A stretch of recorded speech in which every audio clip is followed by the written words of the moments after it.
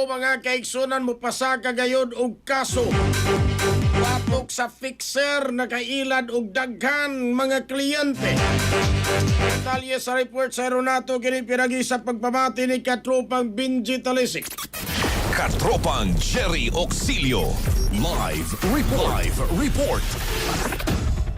Dagang sila magkaroon pagka-job ito mga mismo ni kanilang attorney Attorney Vance Santiago ang acting operation na chief sa kanilang LTO7 may tiyabo kining Osaka fixture human kining nagreklamo sa mga kinaiyaga na kliyente.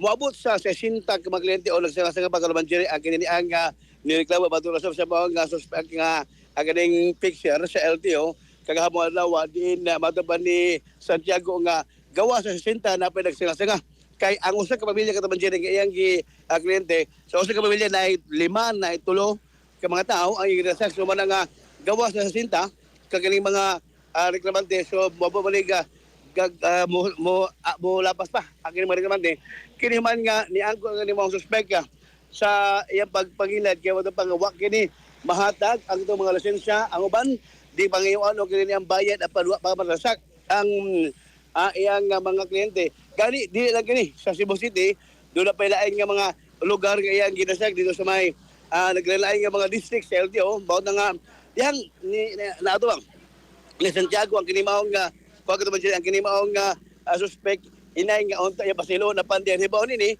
nga maabot sa ang kaning 60 ang mga reklamante, di na kini pasiloon kay uman nga nahibawan, nga daghan kay ang mga reklamo. Mato di Santiago, padagamong kini, unya, ang kinimong suspect nga fixer, posible kini makatabang og kasong kalapasan sa Academic Republic Act na 11032 o kaning or the ease of doing business and the efficient government service delivery act of 2018 nga doon na priso nga 12 katuig matag kasuso kung ang kinimong sa sinta nga mobile gitanan posible dili gini magawa sa kinimong fixer nga nireklamo o miangkon sa buhatan sa LTO7 Katropang Jerry Katropang Joben. Mga report na po sa LTO7 Katropang magkalimot gyapon sa Bagamas Lunay sa Santone Herbal Oil. Magkati kita baglabi na katutuloy mga palos lawas. Iabag lang paghaplas sa Santone Herbal Oil. Hinimo kini siya Sol Incorporated.